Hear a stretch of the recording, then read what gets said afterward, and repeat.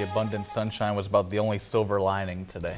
Yeah, it was ineffective sunshine at that, and we're not going to see these temperatures even close to average, as I was telling you last night, for at least the next week or two, but there may be a glimmer of hope in the longer range, which we'll talk about here in just a second. But for right now, today is, of course, December 1st and the first day of meteorological winter. Of course, we in the weather universe break up all of the seasons into even 3-month periods. That makes things easier for things like record keeping and what have you. And our average highs will go from the low 40s into the low to mid 30s by the time mid-January rolls around, before we start climbing the ladder once again out of winter and into spring. And with today being the start of meteorological winter, we can move the cursor all the way down to the bottom of the list here. The good part of winter, the holidays, of course, Thanksgiving behind us, and we are now looking forward to the Christmas season and all of the holidays, Hanukkah, Kwanzaa, whatever you celebrate out there.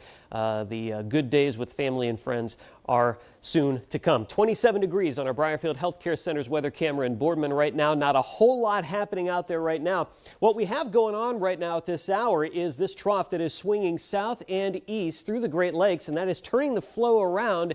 For the last couple of days, it's been out of either the due west or the west southwest, but it's turning that flow around out of the west northwest, and that is going to send some of these bands of lake effect snow south toward our area. And as we see a high-risk futurecast in motion over the next few hours and into the overnight hours tonight, we'll start to see a few of those bands again sagging south over top of us. But again, as I've been mentioning, we will not be seeing any kind of the incredible snow accumulations like our friends to the north have been dealing with. But nevertheless, it will be cold and blustery out there as those flurries and snow showers fly around, down to 20 degrees overnight tonight.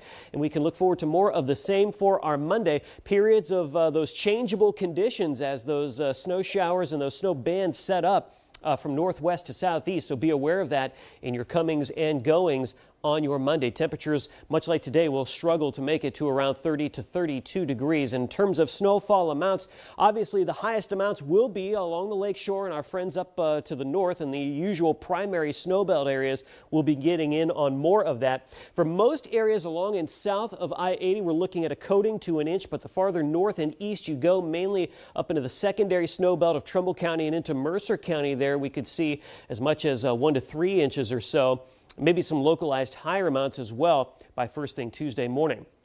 Speaking of first thing Tuesday morning, here we are with Futurecast rolling on here. We stay under that northwest flow, but I think most of the instability and the energy will be off to our north and east by Tuesday. So I do expect at least a little bit of sunshine before the day is over.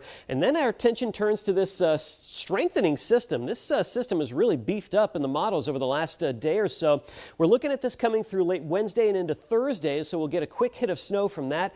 Some accumulations possible as well. Some lake effect activity on the backside of that Thursday and Friday, and then next weekend another quick hitting clipper could give us more in the way of some snow activity. So a busy 7-day forecast, lots of wintry weather, some reinforcing cold air behind that system on Thursday and into Friday as well.